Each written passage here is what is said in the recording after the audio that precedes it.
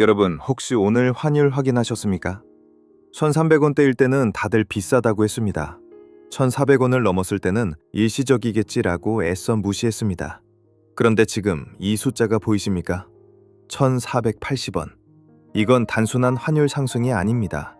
대한민국 자산시장, 특히 여러분이 전 재산을 쏟아부은 부동산 시장에 내려진 사망 선고입니다. 많은 분들이 환율이랑 집값이 무슨 상관이야 라고 생각하십니다. 하지만 역사는 거짓말을 하지 않습니다. 환율이 미쳐 날뛸 때마다 대한민국의 아파트값은 예외 없이 피를 토하며 무너져 내렸습니다. 지금 여러분의 발밑에서 무서운 지각 변동이 시작되었습니다.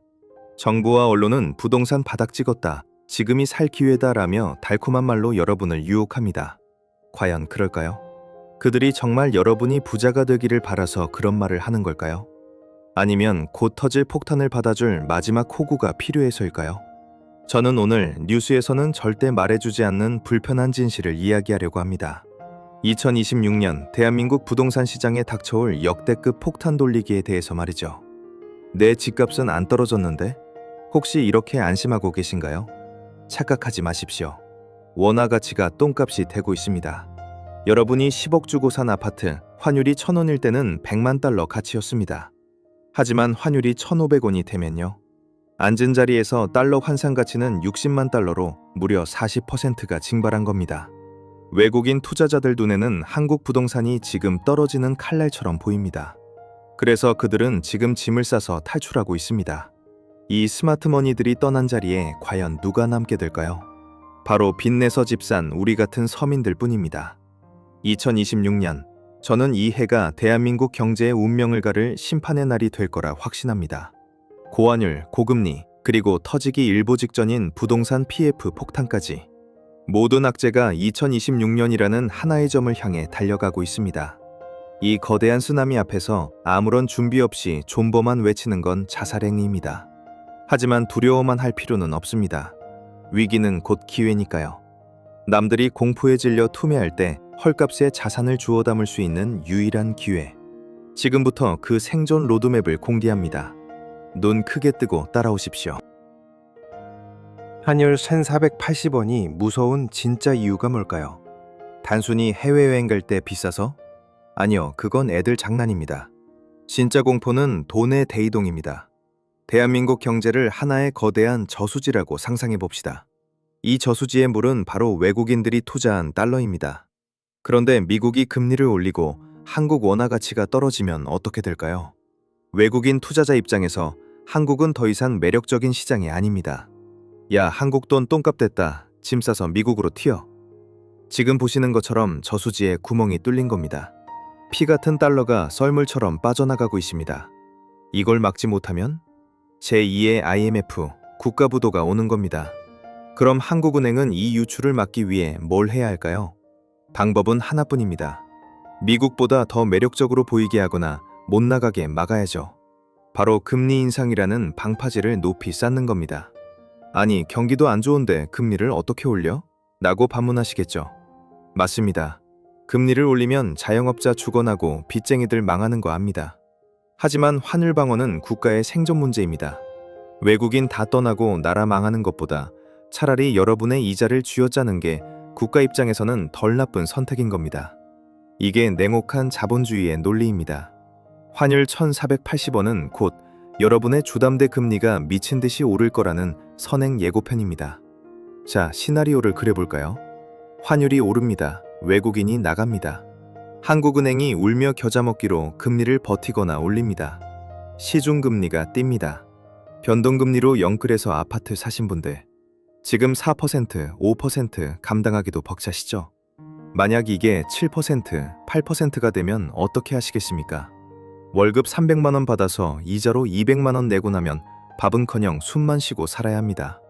이걸 하우스 푸어라고 하죠. 문제는 이 고통이 2026년에 정점을 찍을 거라는 겁니다. 왜냐고요?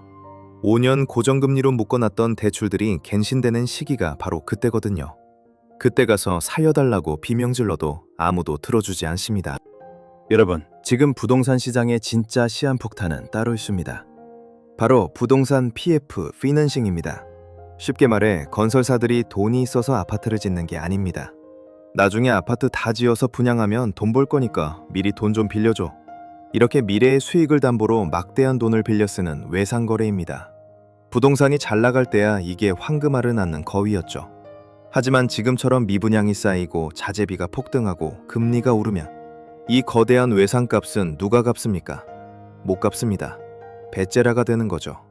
지금 전국의 건설 현장은 멈춰섰거나 억지로 짓고 있는 척만 하는 좀비 상태입니다. 상식적으로 빚을 못 갚는 기업은 망해야 합니다. 부도가 나고 경매로 넘어가고 가격이 폭락해서 정리가 되어야 하죠. 그런데 지금 어떻습니까? 안 망합니다. 아니, 정부가 안 망하게 막고 있습니다. 지금 터지면 나라 경제 다 죽는다면서 은행들 팔 비틀어서 만기 연장해주고 이자 깎아주고 온갖 산소호흡기를 붙여놓은 겁니다.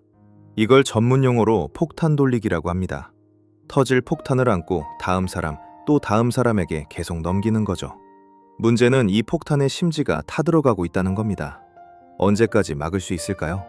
전문가들은 그 한계점을 2026년으로 보고 있습니다. 이 폭탄 돌리기의 최종 종착지가 어디일까요? 건설사, 은행, 정부? 아닙니다. 그들은 절대 손해보지 않습니다. 그 폭탄을 받아줄 사람은 바로 지금 집을 사는 당신입니다. 정부가 왜 둔촌주공 살리기 하고 특례 보금자리론 풀고 신생아 대출 퍼주면서 집 사라고 부추길까요?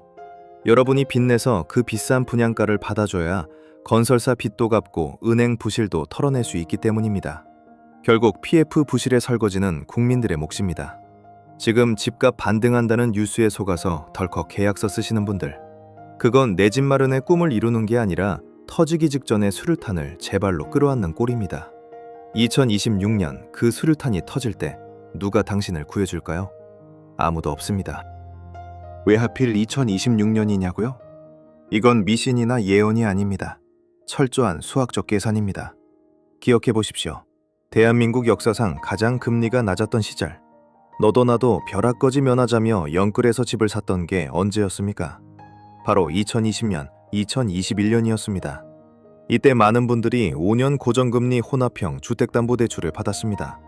5년 동안은 금리 안 오르니까 안심해 라는 은행 말만 믿었죠. 자, 2021년 더하기 5년은 바로 2026년입니다. 이때 무슨 일이 벌어질까요? 달콤했던 2%대 고정금리 기간이 끝나고 지금의 살인적인 고금리가 적용되는 변동금리의 지옥문이 열리는 해입니다. 이자가 2배, 3배로 뛴다는 건 단순히 치킨 몇 마리 덜 먹는 수준이 아닙니다. 매달 150만 원 내던 이자가 갑자기 400만 원이 되면 평범한 월급쟁이는 절대 못 버팁니다. 결국 2026년이 되면 버티다 못한 영끌족들이 울며 겨자 먹기로 집을 내놓기 시작할 겁니다. 제발 사주세요. 시세보다 1억 싸게 드릴게요. 아니요, 저는 2억 더 싸게 팝니다. 서당 시출하려는 투매가 시작됩니다. 매물은 산더미처럼 쌓이는데 받아줄 사람은 아무도 없는 상황.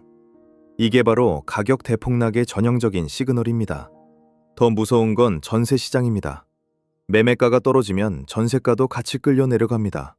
집주인이 세입자에게 전세금을 돌려줘야 하는데 집을 팔아도 전세금을 못 돌려주는 깡통 전세가 속출합니다. 경매가 넘어가도 낙찰이 안 됩니다. 세입자는 돈 떼이고 집주인은 파산하고 은행은 부실 채권 떠안고, 이 거대한 도미노가 2026년에 동시다발적으로 쓰러질 겁니다. 지금 정부가 대출 규제 풀어서 억지로 막고 있는 댐이 그때가 되면 더 이상 버티지 못하고 터져버리는 거죠. 에이, 설마 IMF 때랑 같겠어? 우리나라도 이제 선진국인데. 아직도 이렇게 안일하게 생각하십니까? 데이터를 보십시오. 1997년 환율이 800원에서 2,000원으로 튀었을 때 부동산은 반토막 났습니다. 2008년 금융위기 때 환율이 1,600원 찍었을 때 강남 아파트가 30% 빠졌습니다. 환율 급등은 언제나 부동산 폭락의 선행지표였습니다. 그런데 지금 환율이 1,480원을 넘보고 있습니다. 이게 무엇을 의미하는지 아직도 감이 안 오십니까? 시장은 이미 비명을 지르고 있는데 우리만 귀를 막고 있는 건 아닐까요? 투자 시장에서 가장 비싼 대가가 따르는 말이 있습니다. 바로 이번엔 다르다입니다. 한국 부동산은 불패다. 정부가 어떻게든 막아줄 거다. IMF 직전에도 2008년 직전에도 사람들은 똑같이 말했습니다. 하지만 자본주의 원리는 냉정합니다. 산이 높으면 골이 깊습니다. 지난 10년간 미친 듯이 올랐던 거품이 꺼지는 건 자연의 섭리입니다. 정부가 돈을 풀어서 막는 것도 한계가 있습니다. 환율 1,500원이 뚫리는 순간 정부의 방어선은 무너지고 시장은 진짜 바닥을 향해 곤두박질 칠 겁니다. 2026년의 위기는 단순히 집값만 떨어지는 게 아닙니다.